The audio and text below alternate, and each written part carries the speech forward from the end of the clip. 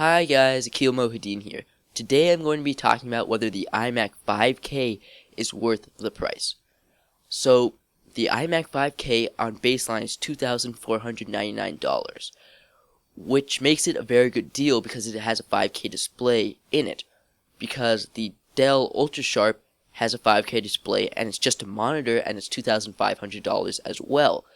But the iMac has a complete computer built in with it, which makes it a fantastic deal. Now, it is worth noting, if you're thinking about it, you cannot just take a computer and use the iMac 5K as an external display, because Thunderbolt is not Apple's decision. The Thunderbolt 2.0 does not yet allow for that kind of speed. It doesn't allow for 5K input yet. It's not Apple's fault. It's not that they didn't choose to include it. It's that the actual Thunderbolt connection does not allow that. The iMac that you're actually going to want to buy is the $3,150 model, which comes with the i7, 4 GHz i7, the 8 GB of RAM. Now, the iMac does have user upgradable RAM, so for an extra $270, you are allowed to upgrade that to 32 gigs by yourself.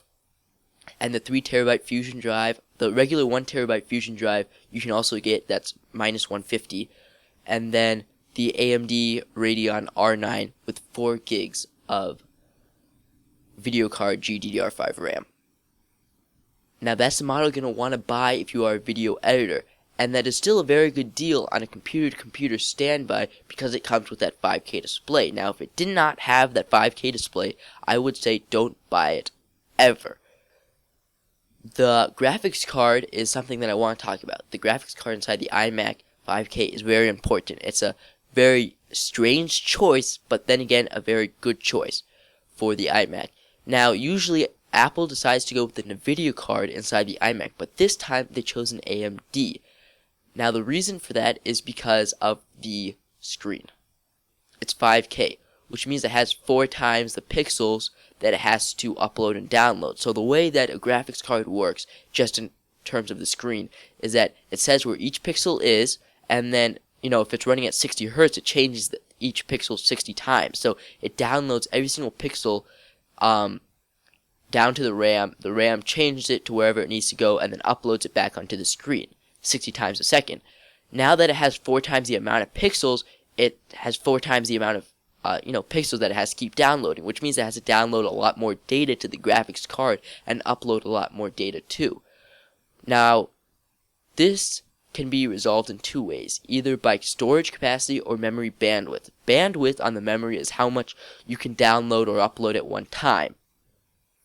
So if you have a low bandwidth but you have a lot of gigabytes, then you can still download and upload a lot. But if you have low capacity and low bandwidth, then you can't really do much.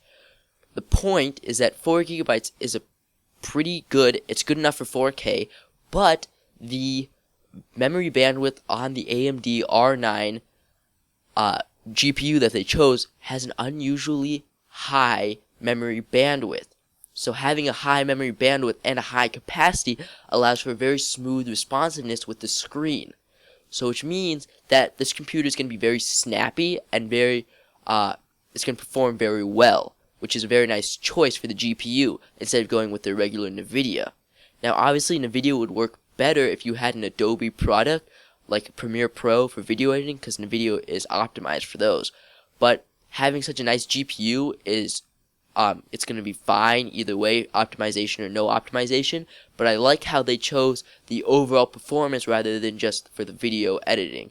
So it was a really nice choice going with this GPU because it boost the performance. So who is the iMac marketed for? Well, it's marketed for the video editor. The video editor, like someone who records their content in 4K and likes to edit it in 4K, this is who it's for. It's going to have plenty of horsepower to be able to edit in 4K, for sure. And there's a lot of YouTubers. Detroit Borg, I know, uses this iMac to edit his 4K content. And Jonathan Morrison, I believe the guy from TLD, is also using this iMac. So those are 2 prime examples of people who are editing in 4K on this iMac. So you know it's going to be good enough. It's very nice specs. It has big screen real estate. It's a great choice. Not to mention the speakers are supposed to be really good on the iMac too. So that makes another video editor Plus. Another person I could see this being marketed for is the family computer. So if you want one computer for your whole family to use, I could see you guys buying this computer. If you went with the 3.5 gigahertz Core i5, I think that'd be plenty for the average family. And you went with the 8 gigabytes and if you went with the baseline, basically iMac, but got the 3 terabyte Fusion drive, I think that'd be a really nice choice for the family computer because you'd have enough storage for every single person in the family because it's 3 terabytes, it's plenty. You'd have enough speed because it's a pretty speedy computer, even at the baseline model. You have a very nice screen that is future-proof, not to mention that the screen is big enough that Grandpa can still read his emails on, because the text can be bigger. So for those reasons, I feel it would be really nice for a family computer. So that'd be about like $2,700, I think. Let's see, $2,650 for that model for the family computer. Now it's a little bit expensive, but if you really want it, then I could see that totally happening. It's a better deal. It's the best desktop you can buy on Apple because Mac Pro isn't really meant for the family. MacBook Pro is really meant as a personal computer, so this is what you have to buy. If this is going to be a personal computer, if you're not a video editor, I'm going to have to say do not buy it. I would buy yourself a MacBook Air and an external display, or even a MacBook Pro and an external display. The display that I have is a 21.5-inch 1080p screen, and you can go ahead and hook up your MacBook Pro to it, or your MacBook Air, if you really want that screen real estate. But other than that, as a personal computer, I would say no unless you are a video editor. So that was sort of my thoughts on the iMac 5K. Overall, I think it's a very nice computer because it gives you a fantastic bang for your buck ratio just because of that 5K display. Not to mention that the specs and the computer horsepower that's going on the inside is very nice as well. If you have any question about the 5K iMac or about any computer in general or any tech in general or anything you want me to talk about, go ahead and leave a comment in the description or email me. I'll have that also in the description. Other than that, I'm probably going to make a video about, how 4K is going to go on and what I expect 4K to play out during this year, 2015. But other than that, I just go ahead and email me, and I hope I'll see you guys in the next one.